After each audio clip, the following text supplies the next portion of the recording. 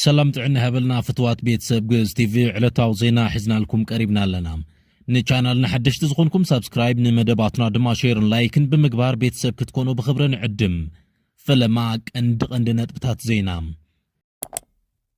درونات إثيوبيا أب سمايات إرترا مزوانا سعيبو استفتر خونتات كنقلص الكومينام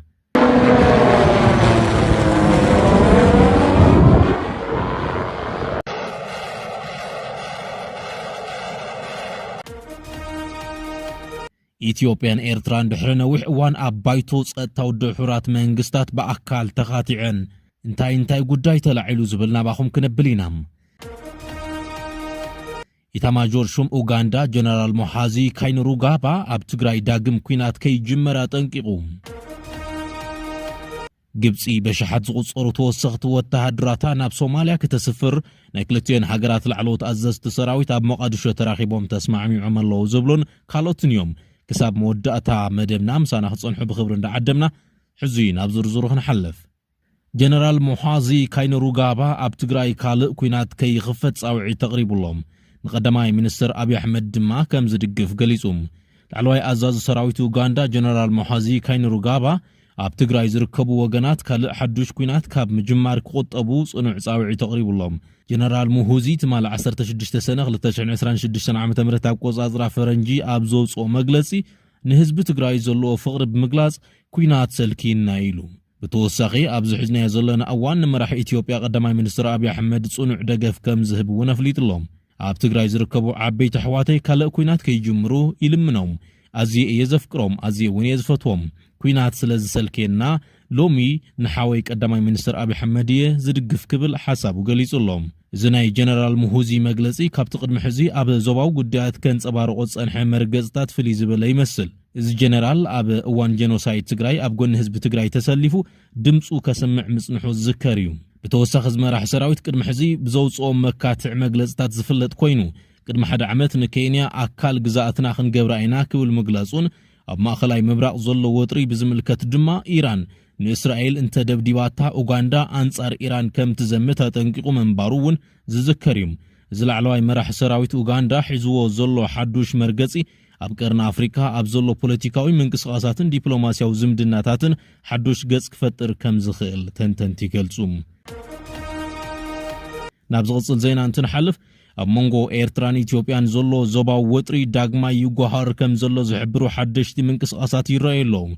ኣብ መንጎ ኤርትራን ኢትዮጵያን ዘሎ ጂኦፖለቲካዊ መስሓብን ወተሃደራዊ ስጋኣትን ናብ ዝለዓለ ደረጃ ይሰጋገር ከም ዘሎ ዘመልክቱ ጸብጸባት ካብ ዶባት ክልቲአን ሃገራት ይወጽሎም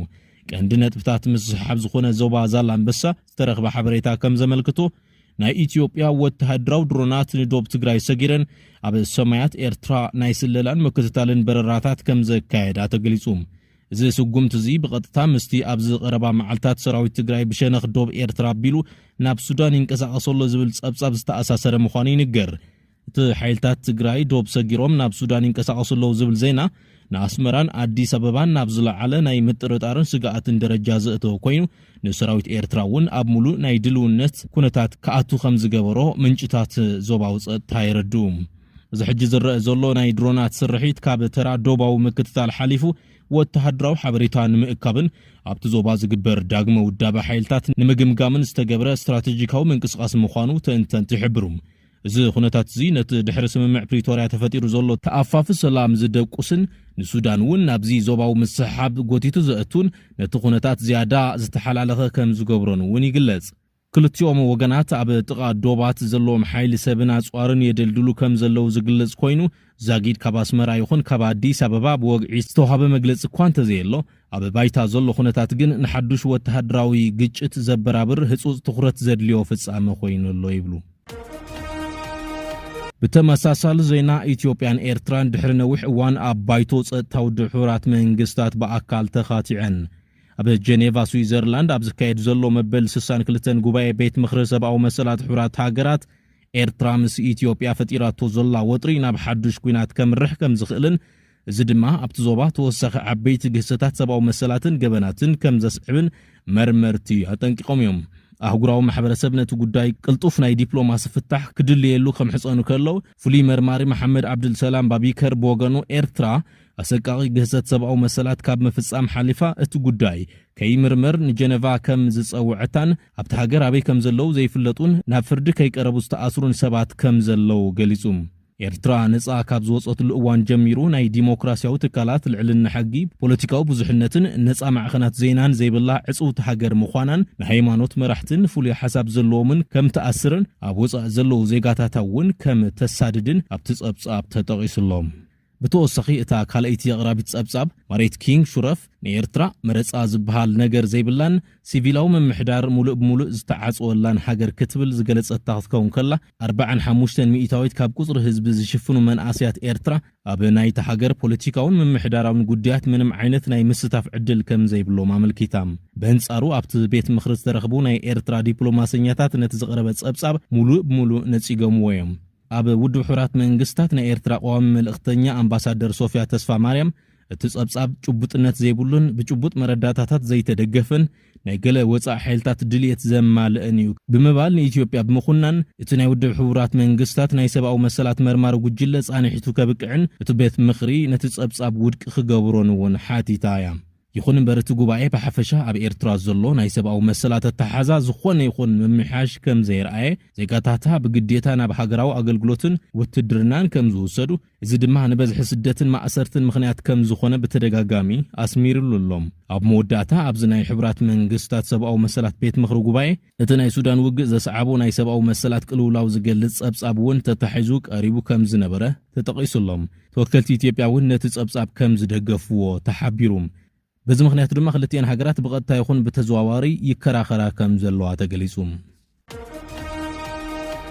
ብምቕጻል ኣዛዚ ሃገራዊ ሰራዊት ሶማልያ ሜጀር ጀነራል ኢብራሂም መሐመድ መሐሙድን ምክልኻል ሰራዊት ግብጺ ኣታሼ ሜጀር ጀነራል ኣሕመድ ፋታሂ ዓብድል ሰታርን ኣብ መንጎ ክልቲአን ሃገራት ዘሎ ናይ ጸጥታን ወታደራውነትን ምትሕብባርን ምስፋሕ ኣብ ሞቃዲሾ ተማይጦም ዝርክብ ዚ ሶማልያ ሓላፍነት ጸጥታ ሃገራ ባዕላ ናብ ምቁጽጻር እትሸጋገረሉ ዘላን አንጻር ጉጅለ አልሸባብ ተካይዶ ዘላ ወተሃድራዊ ዘመተ ኣብ ዝቐጸለትሉን እዋን ዝተኻየደ ኮይኑ ዘቶም ድማ ኣብ ወተሃድራዊ ስልጠና ህንጸት ዓቕሚ ሰራዊት ሶማልያን ድሕሪ ምብቃዕ ልኡኽ ኣትሚስ ኣብ ትሕቲ ተሓዱሽ ናይ ኣፍሪካ ሕብረት ልኡኽ ደገፍን ምርግጋእን ሶማልያ ኤዩሶም ብዛዕባ ዘሎ ምትሕብባርን ዘተኮረ እዩ ነይሩ ክልቲአን ሃገራት ንሓሰ 2024 ኣቆጻጽራ ፈረንጂ ዝተፈራረመኦ ናይ ምክልኻል ስምምዕነት ስዒቡ ግብጽን ሶማልያ ትህቦ ናይ ዕጥቅን ስልጠናን ደገፍ ኣጠናኺራ ቀጺላ ከም ዘላ ተገሊጹ በዚ መሰረት ድማ ግብጺ ተወሰኽቲ ልዕሊ 1100 ወተሃድራታ ኣብቲ ብናይጄርያ ሴራሊዮንን ግብጽን ዝቆመ ሓዱሽ ልኡኽ ኤዩሶም ክሳተፉ ተመዲቦም ኣለዉ ግብጺ ኣብ ዝልኡኽ ንመጀመርታ ግዜ ክትሳተፍ ዝኽኣለት ኢትዮጵያ ምስ ሶማሊላንድ ኣብ 2024 ዓመተ ምህረት ኣቆጻጽራ ፈረንጂ ስምምዕነት ድሕሪ ምፍራማ ኣብ መንጎ ሞቃዲሾን ኣዲስ ኣበባን ብሰንኪ ዝተፈጥረ ወጥሪ ሶማልያ ሰራዊት ኢትዮጵያ ኣብ ተሓዱሽ ልኡኽ ከይሳተፉ ብምቋማ እዩ ግብጺ ምስ ሶማልያ ዘለዋ ወተሃድራዊ ምትሕብባር ብዝለዓለ ደረጃ ከም ትቕጽል እውን ኣፍሊጣላ ክቡራት ተኸታተልቲ መደብ ዜና ግእዝ ቲቪ ንሎም ዘዳለናዮም ዕለታዊ ፍጻመታት ኣብ ዝነብቅዕ ኣብ ዝቕጽል ብኻልእ ርእሰ ጉዳይ ክሳብ ንራኸብ سلام گز تیوی لسان حزبی